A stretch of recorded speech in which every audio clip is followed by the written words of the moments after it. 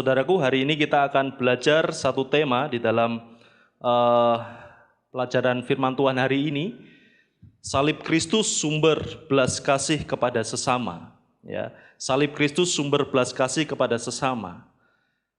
Sebelum kita masuk ke tema ini, mari kita tanyakan dalam hidup kita. Ya, mungkinkah manusia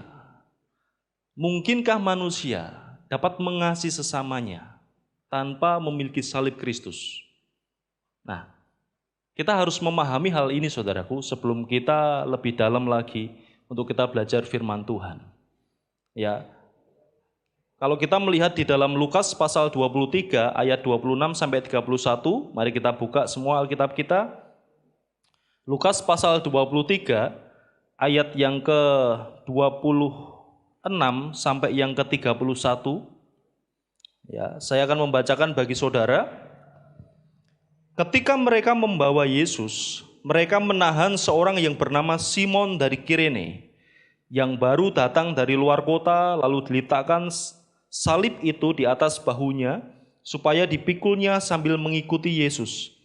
Sejumlah besar orang mengikuti dia, di antaranya banyak perempuan yang menangisi dan meratapi dia. Yesus berpaling kepada mereka dan berkata, "Hai putri-putri Yerusalem, janganlah kamu menangisi aku, melainkan tangisilah dirimu sendiri dan anak-anakmu. Sebab lihat, akan tiba masanya orang berkata, berbahagialah perempuan mandul dan yang rahimnya tidak pernah melahirkan dan yang susunya tidak pernah menyusui. Maka orang akan mulai berkata kepada gunung-gunung, runtuhlah menimpa kami, dan kepada bukit-bukit timbunilah kami. Sebab jikalau orang berbuat demikian dengan kayu hidup, apakah yang akan terjadi dengan kayu kering?" Ya, satu perkataan firman Tuhan dari kalimat Yesus sebelum Yesus naik ke kayu salib, ya, di dalam ayat yang ke-31, sebab jikalau orang berbuat demikian dengan kayu hidup, apakah yang akan terjadi dengan kayu kering? Siapakah kayu hidup? Kayu hidup ialah Yesus Kristus. Manusia tidak berdosa. Yesus Kristus, pribadi yang tidak pernah bersalah oleh siapapun. Pribadi yang tidak pernah salah oleh siapapun, itu pun menderita, dicerca, dibuang. Bagaimana dengan mereka yang berdosa? Jadi mungkinkah manusia dapat mengasihi sesamanya tanpa memiliki salib Kristus? Ya. Jika kita mengerti, saudaraku, belajar Alkitab dari Kejadian, ya, ketika manusia jatuh dalam dosa, manusia sudah kehilangan banyak hal di dalam hidupnya. Manusia sudah kehilangan yang namanya kasih di dalam hidupnya. Kenapa? Karena manusia sudah terputus dari Allah yang adalah sumber kasih. Ketika manusia jatuh dalam dosa, manusia kehilangan kasih dengan dirinya. Maka manusia kehilangan damai di dalam hidupnya. Mereka merasa malu ketika sudah berbuat dosa. Yang kedua, ketika manusia jatuh dalam dosa, manusia sudah kehilangan kasih dengan Tuhan. Maka mereka ketika Tuhan datang, ketika Tuhan menjejakkan langkahnya di Taman Eden, mereka segera bersembunyi. Kenapa? Mereka sudah tidak lagi sejahtera dengan Tuhan karena dosa mereka. Manusia kehilangan kasihnya karena dosanya. Juga melalui ketika mereka tidak dapat mengasihi sesamanya. Awalnya mereka diciptakan dengan penuh kasih, saling membanggakan, gitu ya. Tetapi setelah itu mereka ketika jatuh dalam dosa, mereka saling mempersalahkan. Bahkan kalau kita belajar sampai keturunan mereka, ya, Kain dan Habil. Kain membunuh Habil. Ini pembunuhan yang pertama. Kata dosa muncul pertama kali ketika Kain dan Habil akan, ya, terjadi pembunuhan di situ. Saudaraku, kembali lagi. Ya. Alkitab dalam Kejadian 6 ayat yang kelima, firman Tuhan mengatakan, ketika dilihat Tuhan bahwa kejahatan manusia besar di bumi dan bahwa segala kecenderungan hatinya, perhatikan saudaraku, bahwa segala kecenderungan hatinya selalu membuahkan kejahatan. Ya, dosa bukan hanya melepaskan manusia dari Tuhan, tetapi dosa mengotori hati manusia, membuat kecenderungan hati manusia yang penuh kasih menjadi hati manusia yang kotor, najis, dan penuh kejahatan. Saudaraku, jadi apakah manusia dapat mengasihi secara tulus kepada sesamanya, bahkan kepada alam semesta, tanpa memiliki salib Kristus? Tidak mungkin terjadi. Selaras dengan perkataan Tuhan tadi, ya. Sebab jikalau orang berbuat demikian dengan kayu hidup, artinya dia mencerca, dia tidak menghargai kayu hidup yang adalah Yesus. Bagaimana mereka dapat menghargai orang yang berdosa atau sesama mereka? Nah, saudaraku, maka saat ini saudaraku, kita harus mengerti bahwa Yesus harus turun. Yesus harus mati. Yesus harus bangkit dan Yesus harus naik ke surga.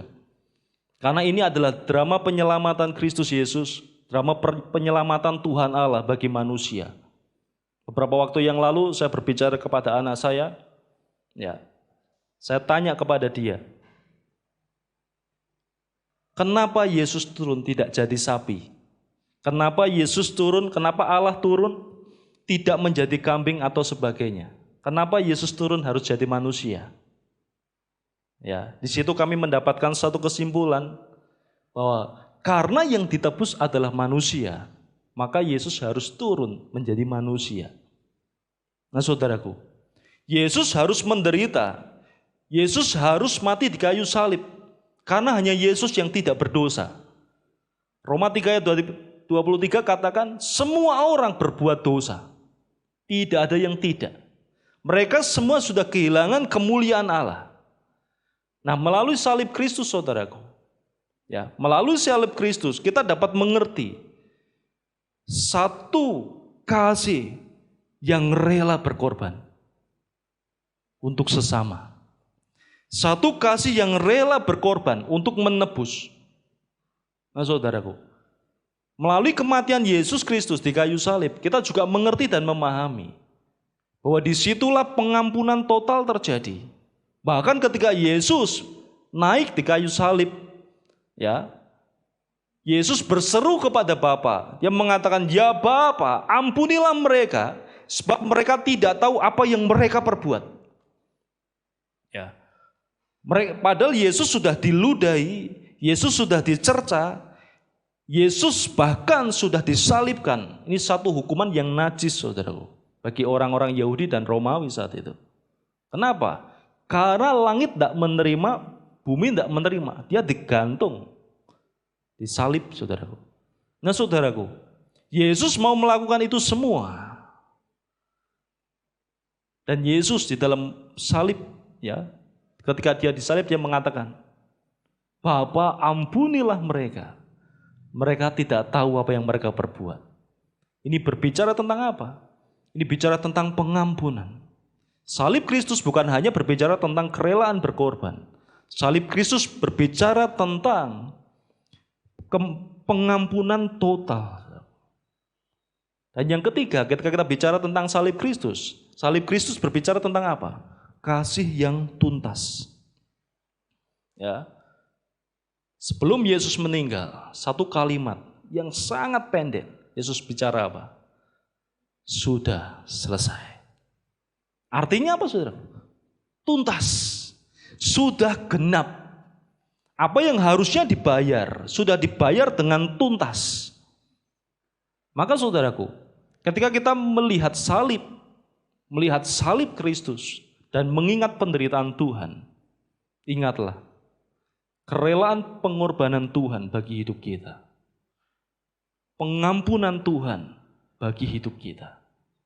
Dan yang ketiga, kasih Kristus adalah kasih yang tuntas di dalam hidup kita. Jika demikian saudaraku, apa yang harus kita lakukan saat ini? Ya. Salib Kristus sudah memberikan 3 hal teladan bagi hidup kita. Ya, dengan demikian kita dapat mengerti dan memahami bahwa kebangkitan Kristus membangkitkan manusia. Ya, dari apa saudaraku? Dia dapat berdamai dengan dirinya sendiri. Dari awal dia adalah pribadi yang tidak utuh karena dosa. Ya, setelah Yesus mati di kayu salib, Yesus bangkit, manusia diberikan yang namanya damai sejahtera dan sukacita di dalam hidupnya. Damai sejahtera berbicara tentang ketentraman jiwa. Dan bukan hanya itu saudaraku, kebangkitan Kristus memampukan kita untuk mengasihi sesama. Ya, kita dapat melihat ketika Yesus bangkit, setelah itu banyak kita dapat melihat di dalam Kisah Para Rasul, kehidupan jemaat mula-mula. Mereka saling berbagi. Mereka yang punya harta, mereka jual hartanya, mereka bagi-bagi. Nah, ini satu perubahan kehidupan ya, satu perubahan hati. Hati yang terkungkung menjadi hati yang luas. Hati yang pelit, saudaraku ya, menjadi hati yang penuh kasih, berbagi. Di sinilah saudara kita dapat melihat bahwa perubahan dari kebangkitan umat Allah di dalam jiwa mereka.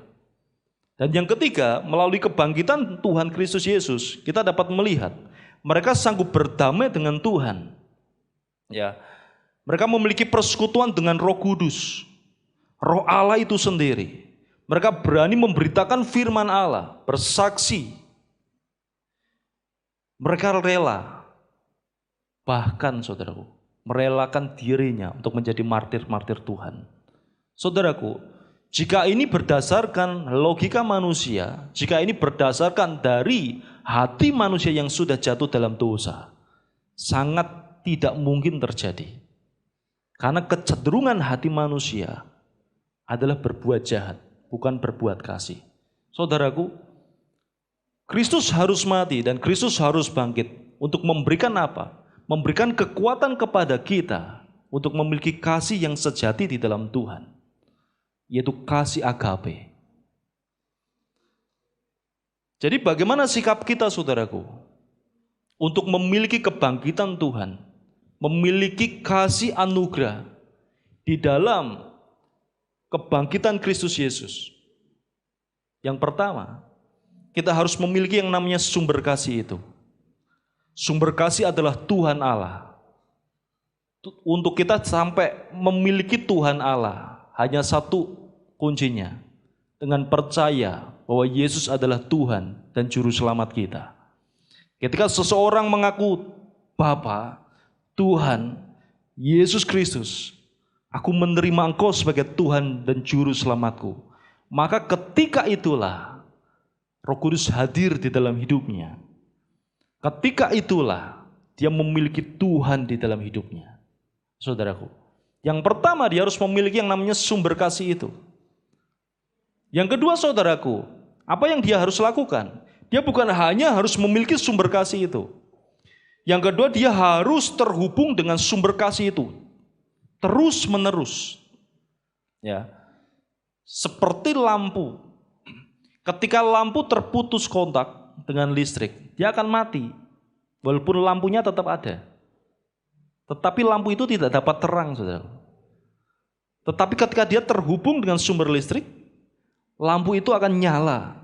Lampu itu akan terang, saudara. Nah, kita tidak dapat mengasihi tanpa kita terhubung dengan sumber kasih.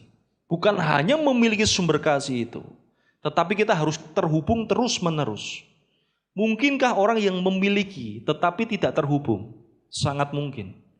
Ketika kita tidak menyadari bahwa kita sudah memiliki, dan ketika kita tidak menyadari bahwa kita harus terhubung, disitulah kegagalan kita untuk dapat mengasihi melalui sumber kita. Nah saudaraku, Tuhan minta, Tuhan rindu untuk kita bukan hanya memiliki Dia, tetapi terus terhubung dengan Dia. Bagaimana kita harus terhubung dengan Dia? Kita harus kontak secara pribadi dengan Tuhan. Ya. Salah satu hal yang saya syukuri di dalam fenomena COVID-19 saat ini, yaitu orang-orang percaya harus secara mandiri dia datang kepada Tuhan. Disinilah kita dapat melihat, pendeta tidak bisa menjamin apapun, rohaniwan tidak bisa menjamin apapun, majelis tidak bisa menjamin apapun. Anak-anak Tuhan harus terhubung dengan Tuhan secara pribadi, secara mandiri. Dia harus berkomunikasi dengan Tuhan. Untuk semakin mengenal Tuhan, dia harus membaca firman Allah. Semakin mengenal Tuhan, dia harus berkomunikasi dengan Tuhan. Saudaraku, ini yang kedua. Ya, sikap kita bukan hanya harus memiliki, tetapi yang kedua, kita harus terhubung dengan sumber kasih itu. Dan yang ketiga, saudaraku, apa yang harus kita lakukan? Kita harus menggunakan kasih itu. Kita harus melakukan kasih itu. Ya. Di dalam Alkitab ada satu tempat namanya Laut Mati.